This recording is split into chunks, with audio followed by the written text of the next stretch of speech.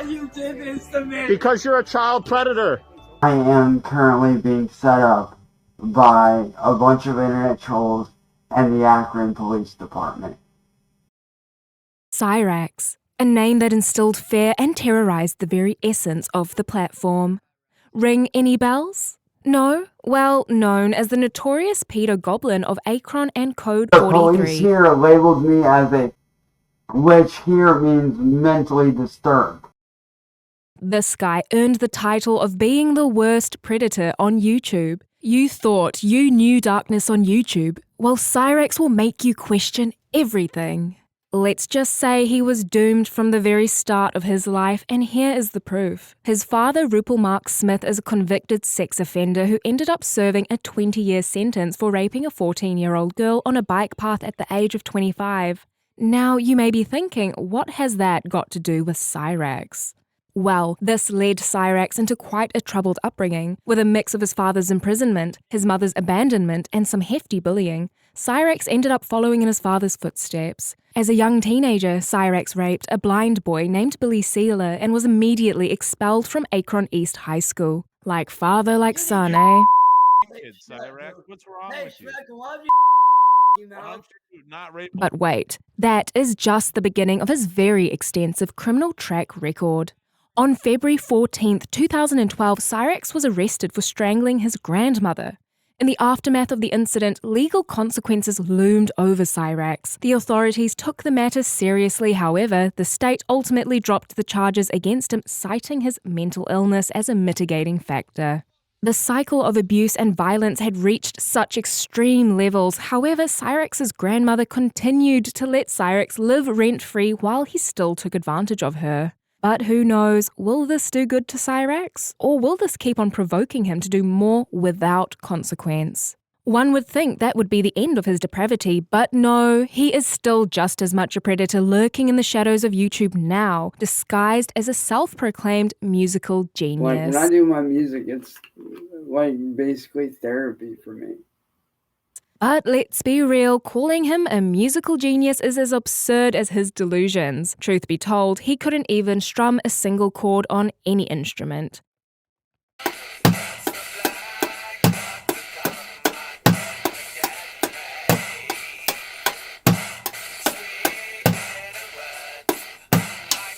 Despite his complete lack of talent, he found a twisted form of success on the platform. Living in his basement, he nurtured an ego as big as the size of a mountain, believing himself to be some kind of internet sensation. At least I got hundreds and thousands of people buying my music. The reality was far from it. His videos, deranged and outrageous, somehow managed to earn a mass following. Perhaps it was the shock value that kept people hooked, or maybe it was the morbid fascination with a man so deeply entrenched in his own delusions. Almost daily, Cyraxx tried to guilt-trip unsuspecting people with fake tears, self-victimization, and empty threats, which hardly ever worked, and only indicated how manipulative and fraudulent he could be. Oh, Morty, I don't deserve everything you've done to me needs to quit. You need to back off. His first taste of internet fame emerged from the depths of his vlogs titled Inside the Shadows. Cyraxx would rant incoherently into his camera. People couldn't help but watch his rants like they were witnessing a freak show on the internet. He had inadvertently become an oddity rather than the brilliant critic of clown-themed rappers he might have aspired to be. Fast forward to 2018, Cyraxx took an ill-fated leap into the world of filmmaking with his debut thriller titled The Darkness.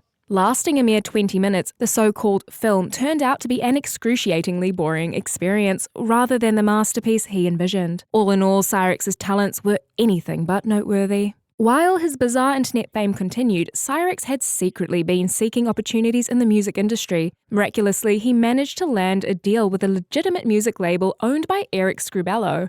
Little did Eric know that this signing would turn out to be a disastrous mistake.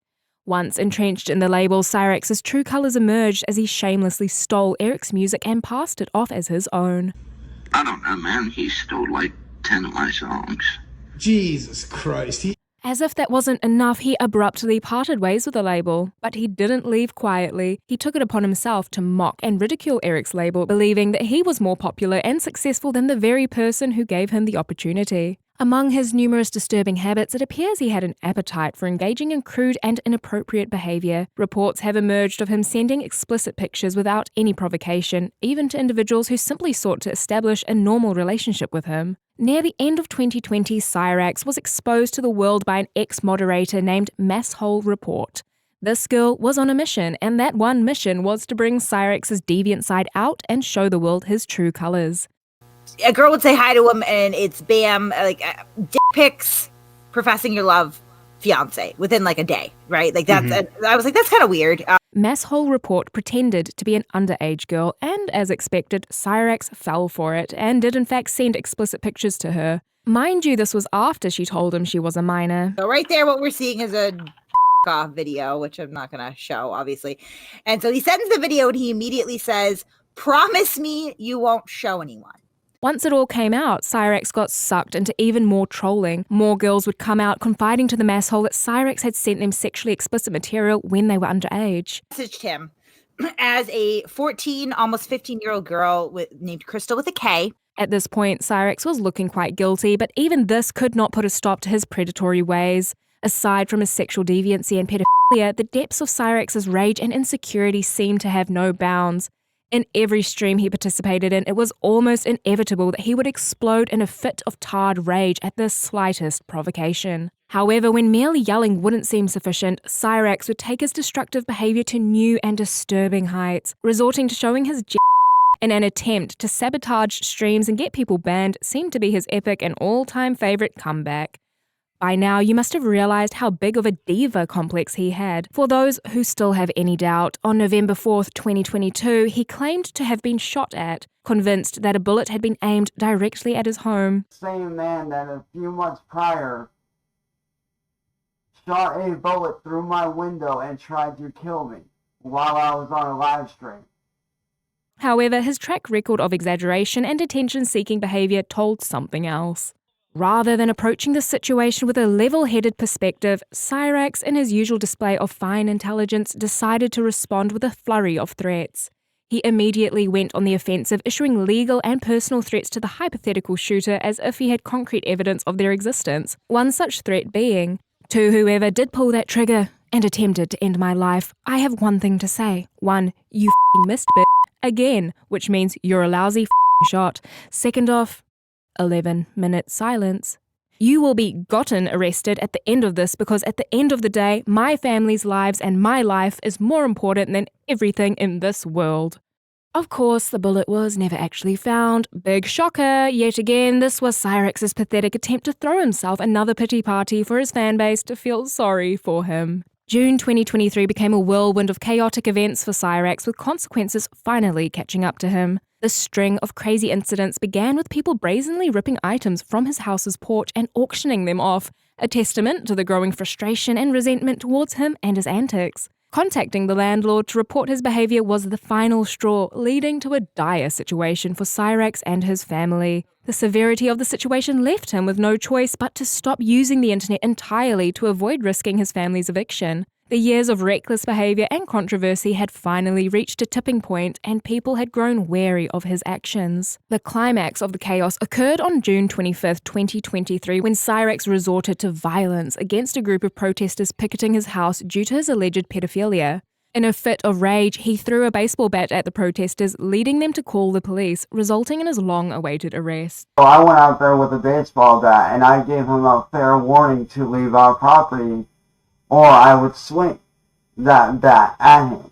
His actions had finally caught up with him, and he was facing the consequences of his violent behavior. During this time, revelations surfaced that Cyraxx had violated a protection order filed by Candle Smith, who had bravely exposed him as a degenerate pedophile. I'm sorry that this happened. This is a trial one for when they arrest you for being a pedophile. His vicious harassment of her after she spoke out against him led to legal repercussions. Despite all this, Sally, his grandmother, bailed him out of prison within 24 hours for a significant sum of money. Her continued support showcased a concerning pattern, becoming the textbook definition of an enabler, further perpetuating Cyraxx's destructive actions. This leads us to think, Is it ever going to end? Because this has gone on for far too long, and just when we think it's the end of his psychotic ways, he finds another way to shock us with his filthy antics. And we have all had enough of Cyraxx to last us a lifetime, haven't we?